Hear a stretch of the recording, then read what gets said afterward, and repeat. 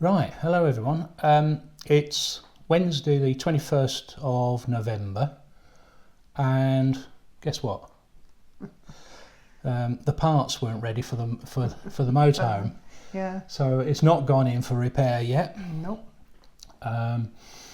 I'm waiting to find out. I'll probably get a phone call in the middle of this video waiting to find out when the parts are likely to be ready, but it's more likely, or looking more likely now, we'll get the repair done just before we get the service and habitation done on the van. So fingers crossed we'll get it done then.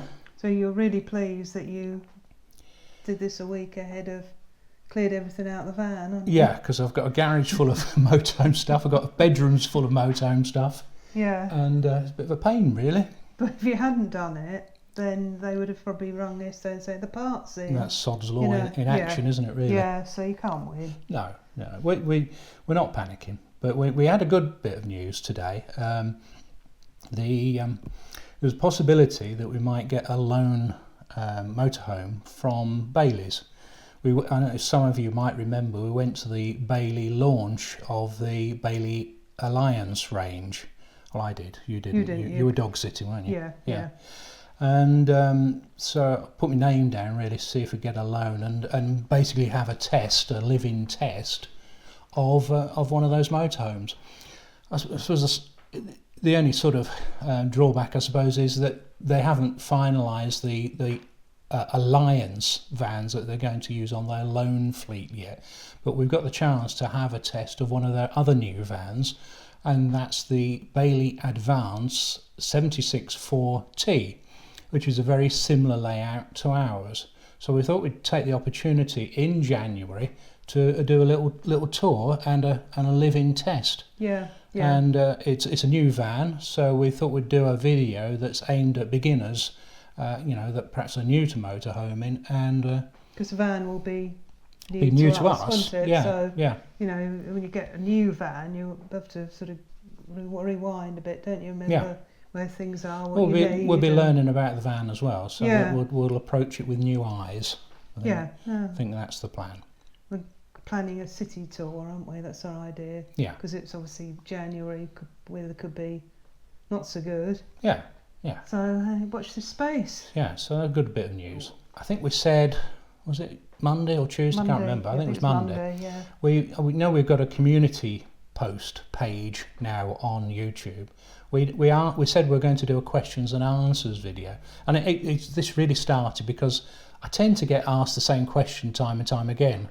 Yeah, because when you add new subscribers, they don't obviously realise. They haven't seen all the videos. And we've done 300 and some 340. I was just going to say 353. I think this will be 354. Oh, right, that many. Gosh. Yeah, so they can't possibly watch all those videos. No. So I'm always answering questions like what make is your sat nav and So what I thought I'd do is do a questions and answers, but I'm gonna. Yeah, it is questions and answers, but I've got a few sort of questions that I'm often getting asked by various people, so I'll put those in at the end. But I want to go through in reverse order the questions we've been asked by subscribers or viewers on our community page. And Jenny's got the laptop down here, and she's going to go through it in reverse order. You start at the bottom, which I think is the oldest comment, isn't it? Yeah. And we'll go through these questions and see if I can come up with some answers for you. Right, first one. How long should a leisure battery last? And this is Tiddy Irvine? Yes, yeah. So Tiddy, it's a bit of a how long is a piece of string question, because it depends on what size battery you've got. A lot of motorhomes, like the Alliance, will come with an 80 amp hour battery, which is probably a smaller size leisure battery. Some will come with 100, some will come with 110. So first of all, it depends on the size of your battery. Some people can add one or more extra batteries, so you can double up or treble up your capacity. It depends whether you've got a solar panel on your roof. Some people use a generator as well, they can top up their batteries with a generator. Yeah. If you're completely off hookup, you've got no top up from solar panel or from a generator, a 80 amp hour battery will probably last you a couple of days if you don't use it too much. So it also depends on what sort of things you're using on it. You're going to if you're trying to use a I'm not going to say my pet hate, but a 12 volt to 240 volt inverter will use an awful lot of current to produce not a lot of wattage in 240 volts. We tried to use a toaster once, didn't we? Was it a toaster? I don't know. When we started, we were beginners once, yeah. Yeah, and it just... And it wouldn't have it, no. I think it just tripped out, didn't it? Yeah, it did, yeah. So if you use try and use an inverter, your leisure battery will last not as long as if you're just going to use lights, a little bit of telly, just generally be careful, and you'll be all right. The question I think other people are thinking is, how long do our leisure batteries last? Yeah. We've got two 110 amp hour batteries, so effectively, in theory, a capacity of 220 amp hours. If you were to use all 220 amp hours of battery, well, it was not possible to use all of that. When you get to about 50% of your battery's capacity, they're pretty knackered anyway. So we've probably got 110 amps that we could use in an hour. So that means that if we had a piece of equipment that used 110 amps, the batteries will be flat in an hour. So what would that be? What would use that amount of? An inverter, funny enough. Yeah. An inverter perhaps powering something like a hairdryer or electric fire. Yeah. So, but if we're sensible, we use a little bit of telly and we've got a bit of top up from the solar panel. I think we've gone for about 4 days without getting into too much of a worry.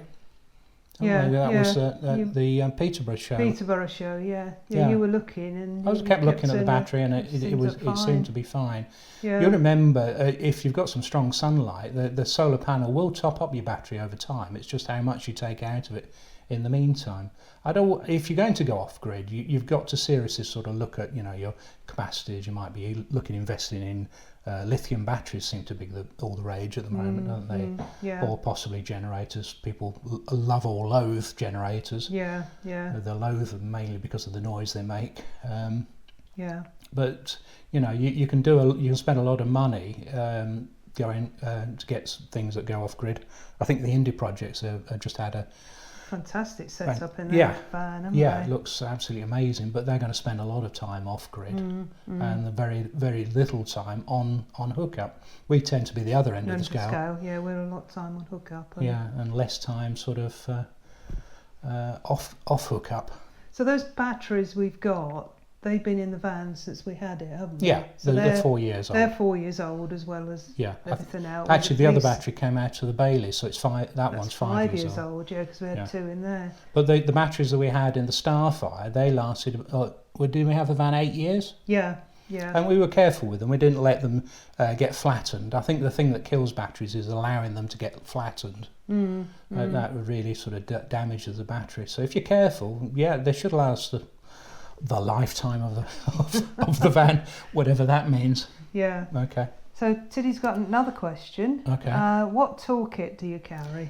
Oh yeah, I had to go in the garage and dig this out. It was buried under a load of stuff. Let me see it. Make sure you can see this. It's basically one of these zip. Can you see that? Yeah. It's a bit of a mess at the moment, but it's a kit you can buy from Halfords, and it's got screwdriver set, sockets. I've got some spanners in there, pliers. I've always got an adjustable mole grip in there, bit of tape, socket set. What else has it got? Got some tyres. Yep, tyres. The only bit of kits you need really is cable ties, Gorilla tape, and a thickness gauge. No, I've never used that. Never used that. Used to use that for doing the distributor points on a car. Right. But and a torch. It's got a torch. Very vital. Yeah, but you can go into Halfords and buy a kit like this. Can you see? You can see that, yeah. And that's quite handy. It's a nice case, isn't it? It's a nice case. I used to carry a great big tool bag with me, like a plumber's tool bag. And it's just, I don't think I'm going to be getting the spanners out and... No. What you're going to be doing is doing up screws, basically. Yeah, which is... for a previous video. Previous video. Screwdriver, Gorilla tape, cable ties, super glue.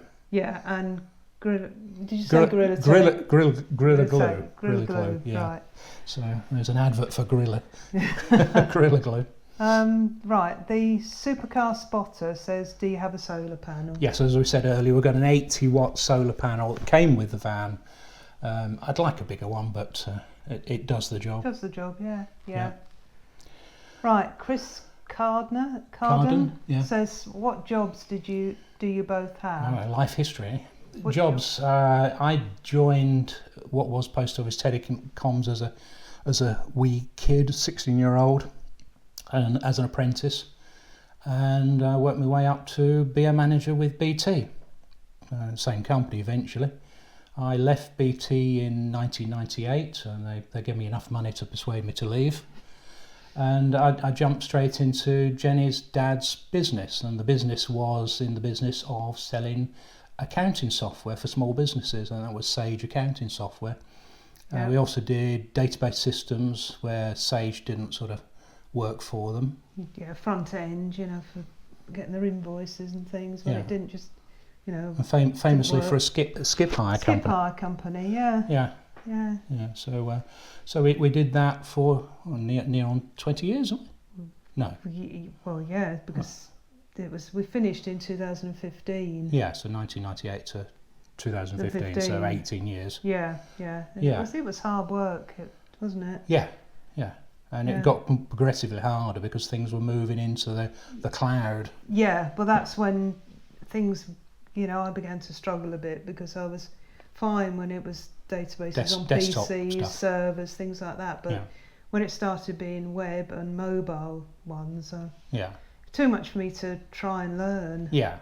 I think as you get older, your brain has less spongiformness to take in information, doesn't it? But, yeah, probably. But yeah, so and the other one, it wasn't a job as such, is I've still got it, and I'm a utility warehouse distributor helping people save money on their utilities such as gas, electric, telephones, mobiles and broadband. So I'm not active doing that at the moment, but it does mean I do get an income for the work that I did previously, which is a bit like a pension really, I guess. It is, yeah. And I've got a pension from BT, so, which is handy. Yeah. So the only other thing I did before we did this Sage thing was I worked in a bank and what was known as a building society. It was a building society that began with H. Yeah, and I was a local branch manager at the end. Yeah. Then I went to help my dad. Yeah. The rest is history, as they say. Yep. Okay. Right, so the next question nicely follows on from that, from Chris. Same Chris, yeah. Yeah, when did you retire? We retired 2015. Yeah.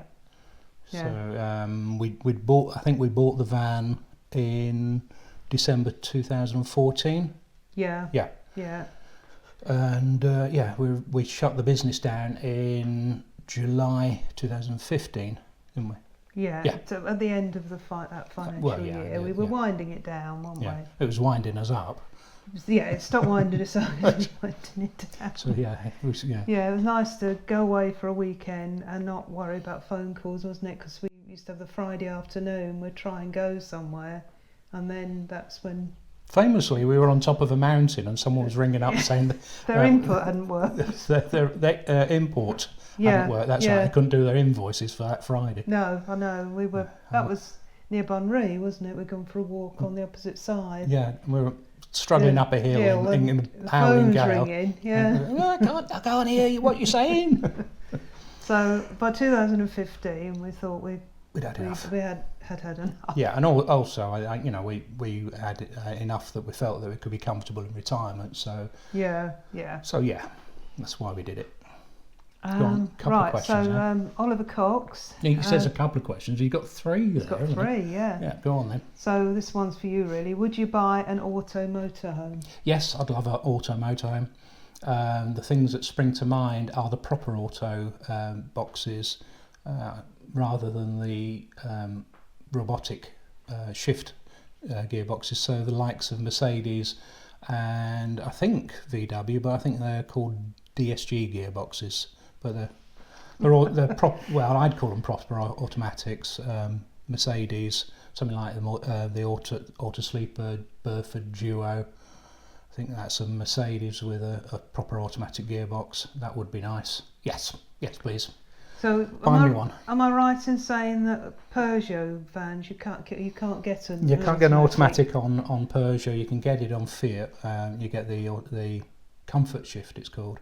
I'm not knocking it. I haven't driven one, but no. I'm not sure on the idea. I think I was famously put off by driving your dad's Vauxhall Mariva. Yeah. Now, if you want a candidate for the world's worst car, I think it was the Vauxhall automatic Mariva from about 1999, was it? Something like that? Something like that. Yeah, it put me off robotic gearboxes for life.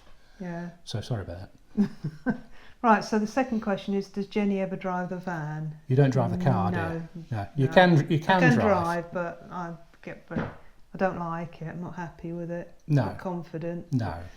So I drove one of the vans in a car park, didn't I? Was that the Starfire? Yeah. And you found the clutch a bit hard, didn't you? Yeah, and the seating position was difficult. Yeah, and Yeah. I was going to drive it onto the road, and then I thought to myself, I'm not happy doing this. No. I could have tried to carry on, but I thought, no, I've got to be sensible here. I'm not confident. No. Right, so the next question is, how do you unhitch the car on a caravan site without blocking the road up?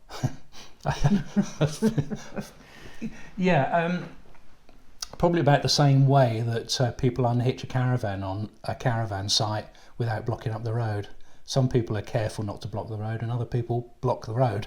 Yeah. What I try and do is I try and pull off to the side a little bit to unhitch the car. It doesn't take long to unhitch the car, probably 5-10 minutes at the most. It's a lot quicker than doing it the other way, isn't it? Than putting it on. Yeah. No, I mean, normally you pull over in front of the pitch, don't you? Yeah, you just pull off to the side of the pitch, if you like, and I unhitch the car there, and normally people can get past. You move the car, and then you move the van in. Yeah, like I say, I think it's exactly the same as the issues you face unhitching a caravan. There's going to be someone who's going to be impatient, Yeah.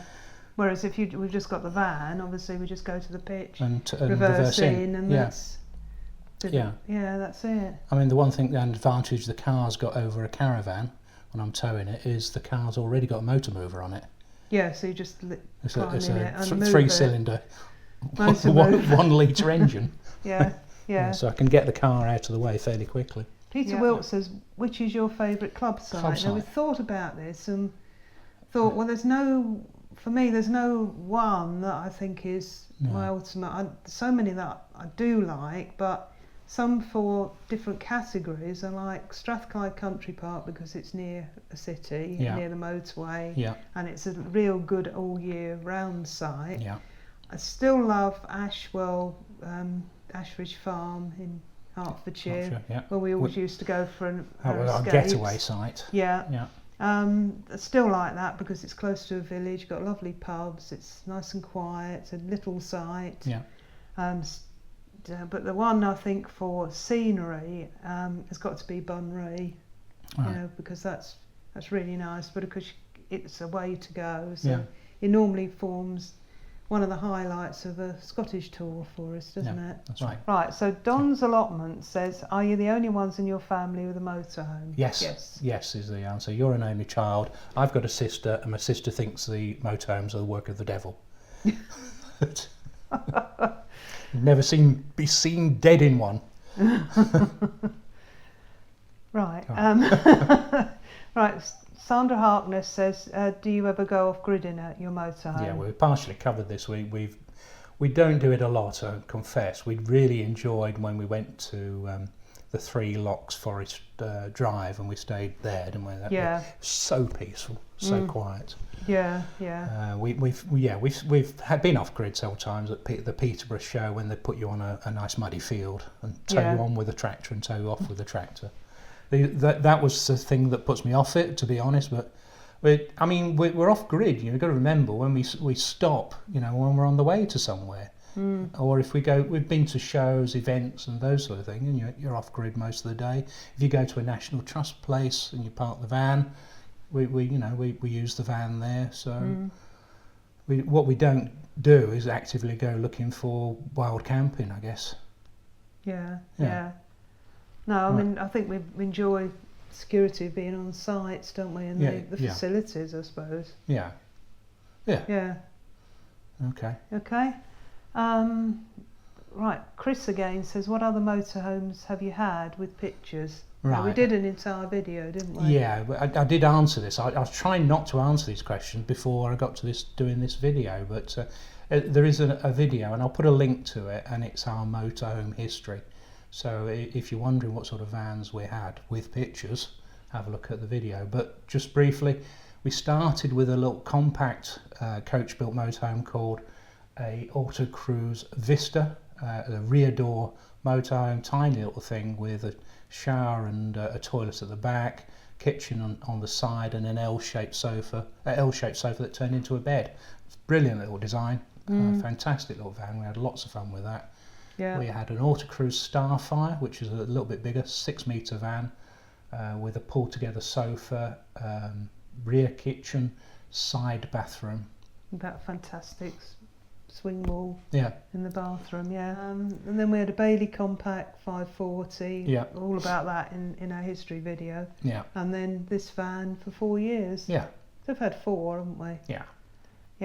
Okay, this is the last question. The last question, of the people's questions. The people's questions. Paul Daniel says, my mileage indicator keeps flashing. Any ideas how to stop from flashing? I've no idea. We googled a little bit on that, and what it said was that it can happen if your battery is getting low. That your modern motorhomes are a bit like a load of computers all linked together, and if one module has lost connection with another module, all sorts of weird things can happen. My best advice would be to take it to a dealer who can hook you up with the diagnostic equipment, tell you what's going on. Right, so these are questions that we regularly get asked, don't we? Okay, yeah. The first one, what's the clock in the bedroom? The clock in the bedroom is a Dayclox. That's one word, day, CLOX, and we've got it at a show in Glasgow, I think it was. No, Peterborough. Was it Peterborough? No, I'm wrong now. It's the NEC. It was at that time when they got that Lego Caravan. Oh, was it? Okay. Yeah, so it was definitely the NEC. Yeah. It keeps me grounded. I know what day and time it is. I have to think, what day is it? It's Tuesday. No, it's not. No, it's Wednesday. There you go. See, I need a clock.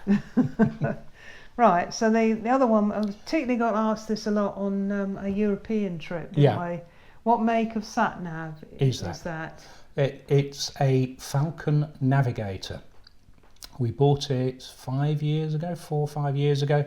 It's getting on a little bit now. It's from Falcon Electronics. You can look them up. They're at the shows. Yeah. It's a pretty good sat-nav. We like its clear directions, and it's clear. We like Mrs. Satnag, don't we? Well, we're going to change the voice to some of their others. We said no. Mrs. Satnag is about the best. So no, it's and it's seen as 50,000 miles all over the place, isn't it? Really, with only a few sort of errors. Minor things like that Dutch one, where she was trying to send to somebody's house because the site was right up on a hill. It's got all the campsites in it, and obviously the campsites are based on probably a grid reference. Yeah. And the grid reference I think they put in there was slightly wrong. It was about 200 yards out, and it was in the high streets in Valkenburg. And we're looking at this house, and I'm thinking, no, that's not right. That's not right. No. But that was a tricky one because it was up a steep hill. But apart from that, she got us all round Europe, including her famous "take the ferry" comment. Yeah. So we just weren't expecting the ferry. No one expects the ferry. No. I would say eventually I will change it. I know a lot of newer sat navs have got all sorts of fancy facilities in there. You can plan your route and upload it to the sat nav, and you've got traffic reports and all that sort of stuff. So that would be nice. Right, so next question we're asked a lot is, what make are your TVs? With the Avtex, we bought them with, I'm trying to think, we bought the first one for the Bailey, didn't they, the big one? Yes. That's a 22-inch one. but we've got it in the lounge. It's an Avtex, and it's got built-in satellite. It's got built-in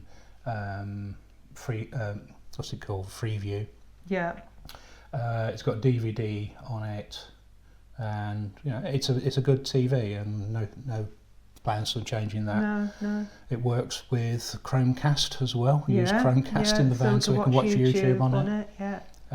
Really good TV. It's quite heavy. I think that's the only thing I would say. And I've got it on a big bracket that's glued and screwed and bolted within an inch of its life, so it can't move. There's a smaller one in the bedroom, and that's a 16-inch Avtex. I think that one's about £200-300 now, isn't it? $239, I think I saw it. Yeah. Well, I think it was about that when we bought it. But that's got a DVD and a built-in satellite. But obviously, you can only use one satellite. We've only got one satellite feed. I think that leads on to the next question, doesn't it? What type of satellite system? Yeah, so the satellite system we got from Road Pro. Well, it comes from Road Pro. It was fitted by Marquis when we bought the van, and it's a Road Pro sat dome from a company called Y-World. And the dome, we went for a dome because a dome are less susceptible to high winds. We've had in the past, when we had a dish, we had to put the dish down when we were, I can't remember where it was, but we've been some places with some really strong winds. I think that one on the Norfolk coast, sort of. It was Ingleborough Fields. It was something like 70 or 80 miles an hour winds coming straight at us. So we put the satellite down, didn't we? People ask what the drawbacks or advantages of sat domes. So the disadvantages of a sat dome is I don't think you get as good a signal as you do with a bigger dish. Yeah, we often struggle, don't we? We do struggle sometimes, particularly when the trees are full of leaves. Yeah. We left a pitch at Meathop Fell because we couldn't get a satellite signal. Our van turned up, put his sat dish up, and got a signal straight away. And I thought, oh, right. So yeah. Okay, next question. And because you've got a whole video, haven't you, about the TV setup? Oh yeah. There's in the help and hints. Yeah, that will be up there somewhere. Yeah. Okay. I have to do that because when I'm editing, I know that I've got to put a link up there. It works quite well. Then we're often asked about how Poppy travels. Okay. I'm going to have to move over there. Shall I just stop this a sec? And I'll come back in a second. Yeah. Right. Poppy travels in one of these. It's a crate that we got from Pets at Home, I think. Yeah, and it's a reasonable size. You can stand up in it. It's got a cushion inside of it. It's made of fairly strong plastic, and it sits nicely in the dinette area of the van. And she goes in here of her own free will.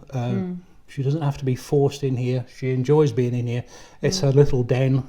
She uses it when we're at home. She always seems very happy. I think when you get puppies, crate training, if you're doing a lot of travelling, is well worth it. If they feel safe and secure when they're at home, they'll feel safe and secure when they're travelling. Yeah, and you always use a tie, don't you, to tie it to the chairs so it doesn't move. You see that? Yeah. So that's what we use. It's made by a company called Furplast. Yeah. The door's just full enough, but never mind. I will sort that out later. Right, onwards. Next question. What are the Duvaliers like? They're brilliant. Yeah.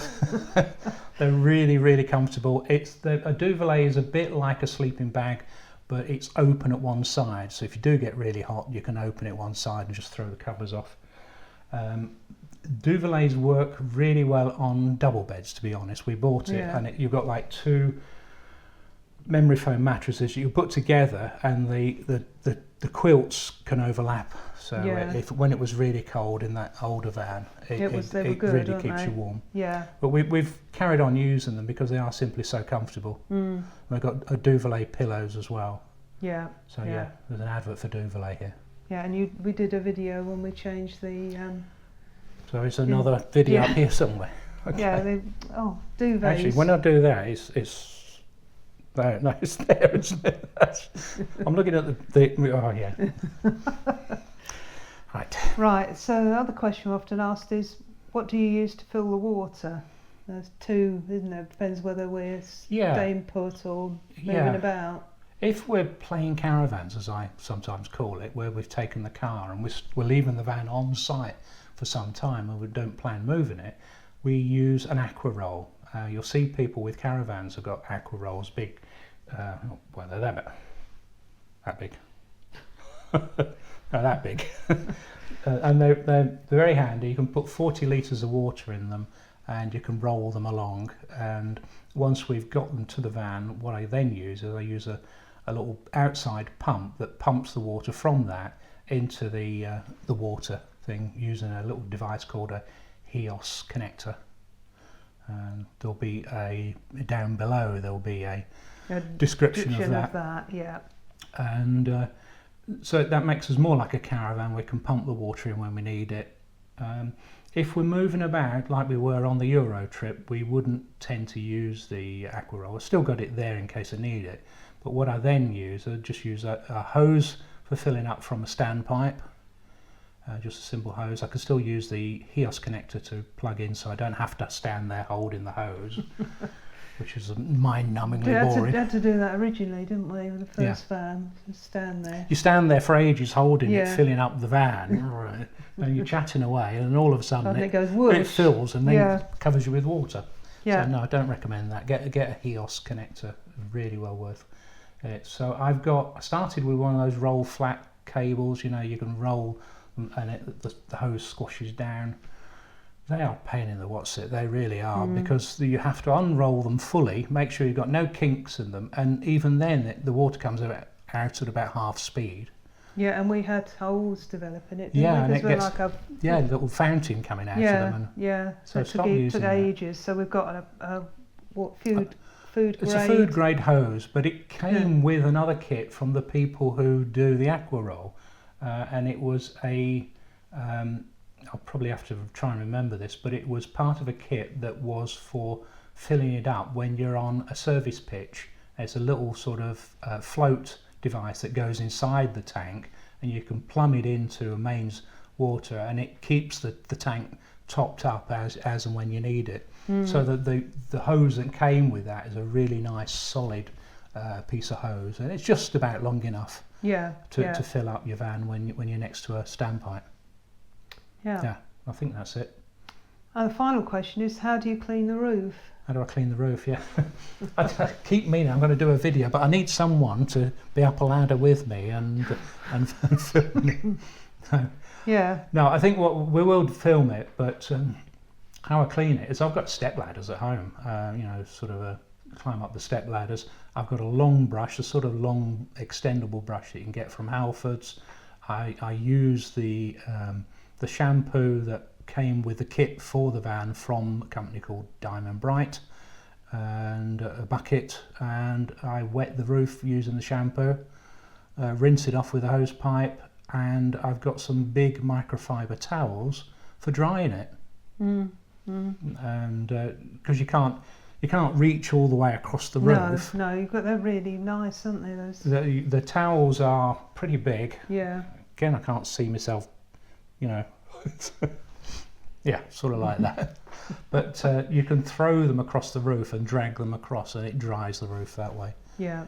Yeah, I don't fancy standing on the roof with my weight, so I never try and stand on the roof. No. Is that it? Yeah, that's all the questions. Yeah. Right. So we're just looking at the channel. We've now got 2,800 subscribers. Yeah. Which is amazing. It's quite amazing. We've taken on quite a few subscribers since the Travel Trolls mentioned us on their video. Yeah. I think that was about 100 subscribers. I think it was, yeah. But over the last 6 months or so, it's been wonderful. It's been great. I mean, especially people watched us when we were doing the shows. Yeah, and the Euro trip. And the Euro trip really came along on that. Really helped. One thing that really helps us when we're doing videos is ideas for videos. So if you have any ideas for videos, I won't dismiss it. I'll probably put it on my list. I've got a list on my phone. It's quite a long list at the moment. And I'll try and get round to that video, if it's a good idea. Yeah. and we'll do it. So if you've got any ideas for videos, always happy to hear them. You can put them on the community thing now, can't you? Yes, yeah, you can. Yeah. So I might do that. I might put a list of the videos I think I'm already got planned, and see what you think. So any other updates? I don't think so. I think that's with Tara's with us for the weekend. Oh yeah, she? do you want some gratuitous shots of Tara? So just go and show them sitting in their chairs. Yeah, all right. So you better come with me then. Okay. Go on then.